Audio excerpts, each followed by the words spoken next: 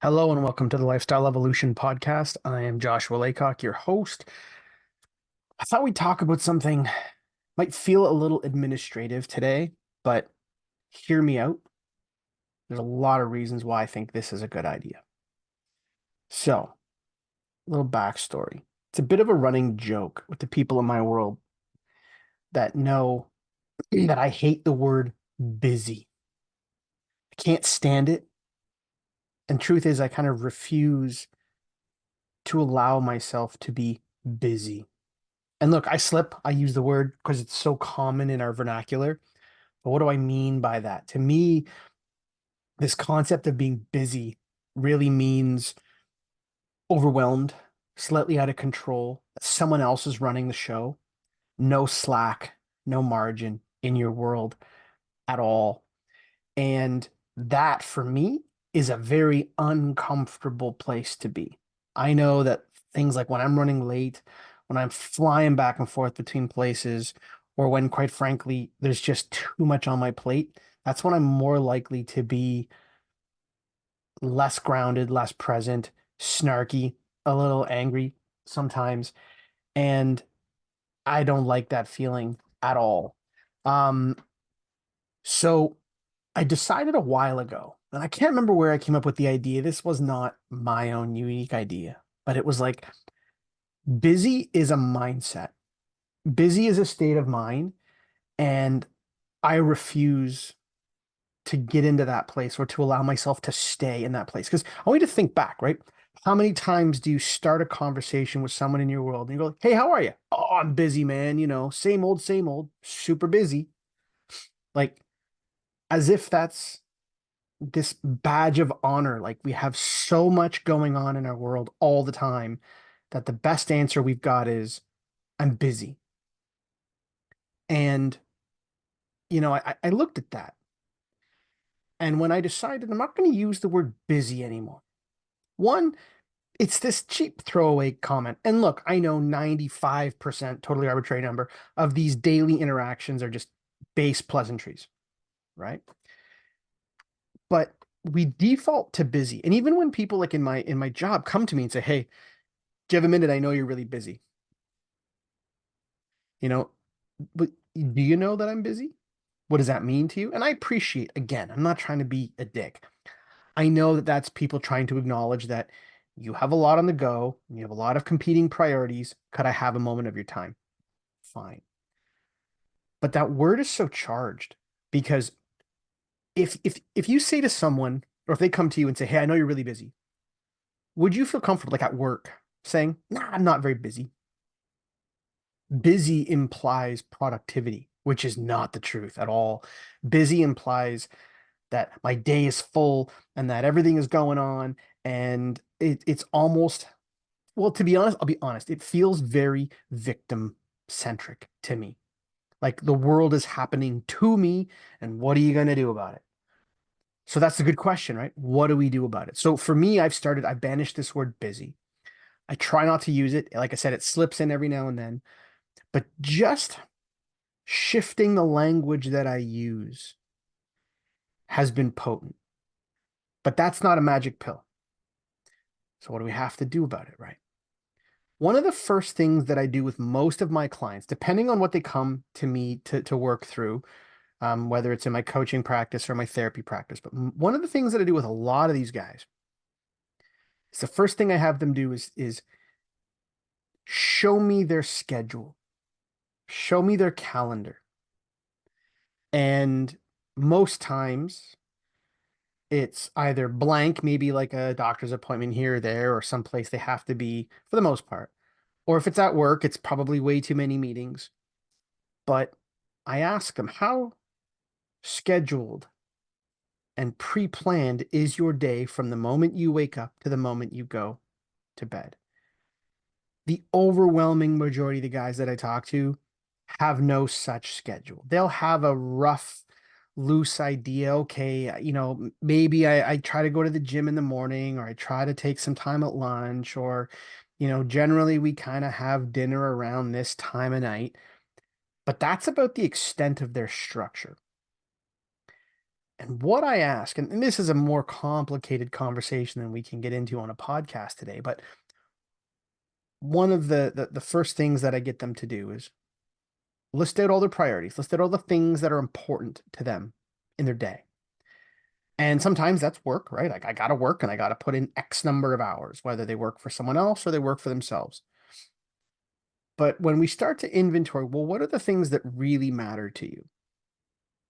Your fitness, your relationships, your role as a parent, your obligations outside of work, like maybe you coach your kids' teams or you participate in different associations or whatever. Like lay out all your priorities. And then, like a little game of Tetris, where does that all fit into your day and into your world? And what's interesting is most people say, like, well, what do you mean? Like, do I schedule like time with my kids? Like, you want me to schedule time with my kids? You want me to schedule dinner?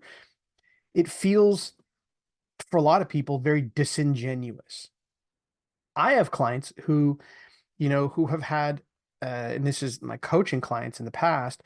I've had situations where they're so busy, and so are their spouses, they don't actually have any intimate time together, and they've gone so far as to actually schedule intimate time. And there's a lot of resistance to that, right? It makes it cold and clinical, and it makes it feel like, wow, like there's no spontaneity in my life. And I was like, well, is there? No. Okay, so you're trying to save, or you're trying to use as an excuse something that you're holding on to, this concept of spontaneity, but it doesn't really exist, so you're not really giving anything up. So if we move through the psychological blocks of, I don't, it feels slimy or it feels cheap to schedule time with my family, to schedule those things, move through that. I don't have a good answer for you other than, well, look, if everything was working the way it is, you wouldn't be needing this challenge. You wouldn't be needing this structure. But here's the thing, schedule it. One of the compliments that I get, or the comments that I hear from a lot of people who know me well, and this is going to be one of those, maybe a little humble brag, but I don't care, is the people that talk to me about, they're blown away by how much I can get done in a day, right? I have a lot on the go. Um, and so this is a common theme. Oh my God, how do you get so much done in a day? Well, it's all scheduled. From the moment that my alarm goes off, typically at about 5 in the morning, all the way to when I go to bed, which is typically about 11, lights out for me. Um, my day is blocked up. My day is set into chunks. I know when I'm going to the gym or when I'm going to jujitsu. I know when I'm going to work on a job or a task, or when I record a podcast. I know when I'm teaching jujitsu. I know when I'm just going to have downtime to just do whatever the kids want. We're going to play some video games, play some board games, hang out, do nothing. I have time scheduled to read. We have time scheduled for dinner. And look, I'm not perfect. Nobody is. But when you have this structure and you start to lay it out and you identify what matters to you, and then you decide to divvy up your day, one of the things that will become very apparent is that you can get a lot more done in a day when you have focus time, when you're not always struggling with the mental gymnastics of trying to organize your schedule. And it allows you to be present. If this hour is my time with my wife and I, where we're just going to hang out and talk, then that's all that's there. And it's not like, well, the schedule says now it's 6 o'clock, let's have our hour. It's, we know we come together and that's our time, right? And it's clear and it's present. We're there and we're focused. The exercise also can prove to you very quickly if you either have too much on the go, or if you do actually have more margin in your life than you think you do. There are people who are just way too overcommitted. I've been there parts of my life where I struggled to say no to stuff. So all of a sudden it was like I had to be in 17 different places at once. Well, when you actually start to lay it out, it helps you, again, this is all about priorities. It helps you recognize what I can say yes to and what I can say no to. Right? Oh, I've actually got a little bit of slack in my time on Thursdays at 4 o'clock in the afternoon. Yeah, if you want to have a call or if you want to schedule a meeting, I've got time there. Or if I'm going to take on another project or if I'm going to be on someone else's podcast, it's like, well, okay, I have this time slot. It's very intentional. And that's what we're really trying to get to here is living a very intentional life. So yes, schedule the things that are important to you. If intimate time with your wife is lacking and you just don't find the time, make the time, schedule it. If you find that you don't have mindless kind of downtime to just play Barbies with your daughter or to, read a book to your kids or whatever, look at your schedule and lay it out. You are giving more, like you won't think twice about if your boss calls and says, I need to talk to you for an hour, I'm going to schedule a meeting. You don't think about the the consequences of that, or you don't think about how the optics of putting in a meeting. But really, what is that? Someone is saying, I want undivided attention with you to talk about things that are important to us. Why is it any different than having an hour set aside to have undivided attention offered to your spouse or your kids or your buddy who plays at the pickup basketball game or whatever it is? You'll learn really quickly what your priorities are. And you have to ask yourself, why are you so quick to give someone else undivided attention, but maybe not the other people in your life who are closer to you, I would argue, or the closest of all, yourself? So why don't people do this? Truthfully, other than maybe just not having the energy, quote unquote, to get it done, which I think is a crap excuse. Here's one of the real reasons. We are terrified that we are not going to keep our word to ourselves. Guilty, right? Like, we are terrified that if you put that from 6 a.m. until 7 a.m., your ass is in the gym and you're not there, then guess what? You've not honored your own word. You are out of integrity with yourself. If you say, my day job stops at 5, and from 5 until 6, I'm just hanging out with my kids, or we're going to do homework and they're going to get my undivided attention. And you allow your workday to bleed into 5:30, 6 o'clock. And now all of a sudden you're scrambling just to get a meal on the table and you haven't had time to hang out with your kids. You're living out of integrity. You're not living up to the things that you said in the sober light of day are important to you. Because where you spend your time is where your real priorities lie.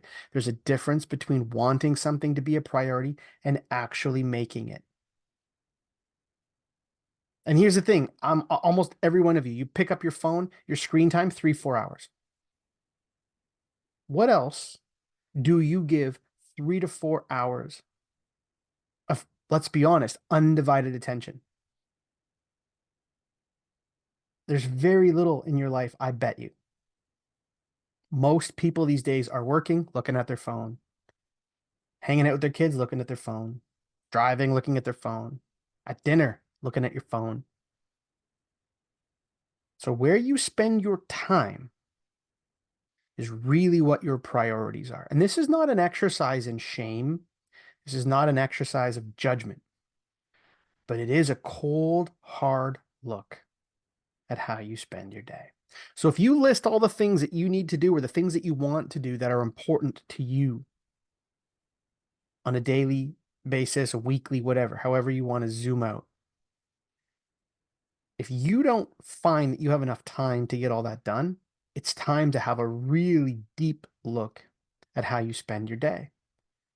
And I would honestly, we've gone through these exercises, and I think James Clear talks about it in Atomic Habits, which is a fantastic book, where um he says inventory your day in like 15-minute increments, like you're a lawyer, right? Like your billable hours. What do you do from the moment you wake up to the moment you go to bed? Where are you spending your energy? And I think that you will see, I guarantee that you will see a lot of bleeding out, a lot of time suck, a lot of stuff that is just not contributing to you moving forward. Another big hesitation or resistance I get from people, isn't that exhausting? It's not exhausting. It's liberating. And I want to be clear. I've said this before, but I'm going to keep saying it because everyone seems to miss this. Scheduling every minute of your day doesn't mean that you have to jam it full of stuff and crap and keep yourself busy. What it means is that you commit certain times to the things that are important to you. If you know that you need 45 minutes to play whatever video game or something to help you unwind and to blow off some steam, then schedule 45 minutes of that time. Put it in there. Like, I'm a voracious reader. There's time in my day committed every day to reading. And I actually have time committed every day to reading sort of technical work related stuff and the stuff that I just find fun, mindless stuff that gives me joy. Scheduling an hour, like even at my work, I schedule in my lunch hours. They're blocked so that people can't get in there and book a meeting while I'm trying to get out and enjoy the sun or go for a walk or something. But where you struggle, that's where you need to face. Did a post on Instagram yesterday about facing our fears. This is the same kind of thing where you resist this calendar entry, where you resist putting something in there. Recognize your fears. What if you know you should have time committed to spending time with your spouse, but you're worried about that? Yes, it takes collaboration. Make sure that your schedule aligns with theirs. That should go without saying. But if you're nervous about that, oh my God, what are we going to do for an hour? What does that tell you? What does that say about the state of your relationship? What if the idea of scheduling intimate time scares the hell out of you? And that's real stuff, right? What work needs to happen then? What if scheduling an hour with your kids is uncomfortable? Maybe it is. Why? Maybe you've forgotten how to play. Maybe you're setting these insane expectations on yourself that everything has to be productivity all the time. Everything has to have a positive ROI. I tell you, for your kids, sitting down and dinking around with Hot Wheels or whatever it is that they're into, it's got ROI for them. Maybe going to the gym scares the hell out of you. Maybe you need to find someone to go with you. Maybe you need to get a coach to help you learn how to train, you know? But look at that and listen to yourself. Where are you resisting these things? This simple exercise of getting a calendar, you can go online, you can print one off for free and just block it. This is what my day is going to look like from sun up to sundown. It's going to tell you a lot about yourself. It's going to tell you a lot about how you spend your day, how you wish you would spend your day, where you're afraid, where you need to spend your energy. It's just one of the really powerful tools that we use to help people start to, well, quite frankly, get their stuff together, get their shit together in terms of leveling up and evolving. Because you can't move through to the next level when you haven't beat the level you're on, right? It's like old school Super Nintendo Rule 101. You can't go to the next level until you beat the one you're on. So if the level that you're on is beating you up, then you have work to do. And we'll stretch the analogy to like the Super Nintendo days, the Super Mario days, whatever. Sometimes you need a walkthrough. Remember those old magazines where you could get a walkthrough of the level? This is a walkthrough. This is a scheduling of your day that's going to recognize where your weaknesses are and where you should be and get all of that mental juggling out of your head. So this is the homework, folks. I want you to sit down with a calendar and I want you to map out your day. And there's going to be some elements that are going to be the same every day. There's going to be things that are mixed up. But know when you're going to get up. Know when you're going to go to bed. Bookends. And then backfill that day, right? What are the things that you can't get out of? Appointments that you've got, sports, kid stuff, time that I'm at work. Fine. Block that first. And you're going to go, there's a lot of time there. Cool. Maybe I like to have this time after dinner to sit down and watch some TV. Cool. Block it in. Block time for dinner. Block time for reading. Block time for the gym. Do it. And be as specific as you can. Don't just put like me time in a block. No, be real. Me time is going to the gym. Me time is reading. Me time is building Lego. Me time is whatever the hell you like to do. Drawing, writing, whatever. And I would say make sure that you have that kind of flexibility, that time that is kind of mindless. Time to watch a movie. And then, yeah, sit down with your spouse if you're in a relationship and sit down with them and go, this is what I'm doing. This is some time I was thinking. Is there some time in your schedule that we can just make a point of being really intentional about being together? Not because if we don't do it, we won't do it, but although that may be true, because it's important to you and because you've identified this as a priority and you want to make sure that nothing else gets in the way of that priority. So do that.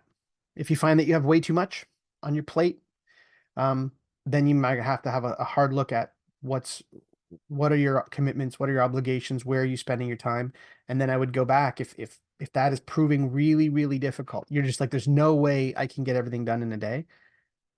Go back and reverse engineer your day. 15 minutes by 15 minutes. Have a piece of paper. There's things I'm sure on your phone that you can get and track where you're spending your day. And then honestly, pull up the phone and look at your usage because I guarantee you there's a couple hours in there at least. And look, I have clients who say, you know what? I like mindlessly scrolling on Instagram. Cool. Schedule it then. It goes back to this idea of being busy. Busy to me, I don't want to get into semantics. Busy is that something else is running me as opposed to I'm running it. The first and most essential step in being able to beat the level you're on before you get to elevate, before you get to evolve to the next level, is to own the level that you are on. And if your life is running you, you are not running it and you will not evolve. You will be stuck. And chances are good you've been stuck for a long time. I'll leave you with that. I think that's the best way to go. Do this simple thing. It is not just a matter of like keeping a schedule. This is a sacred contract that you have with yourself based on work that you've done, based on priorities that you've identified, and listing those things out so that you know this is what is important to me.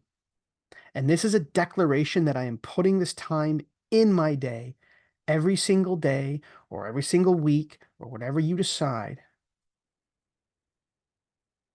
It's a contract with yourself. Don't be afraid. You'll mess up, but keep pushing. And before you know it, not only will you actually reap the benefits of productivity and actually having more time to do the things that you want to do and being more present and focused, which will create an increase in the quality of everything that you're doing, but you will also have this really visceral gut feeling of satisfaction, knowing that you have honored your word to yourself. And if nothing else, that is worth the price of entry. Go get it done.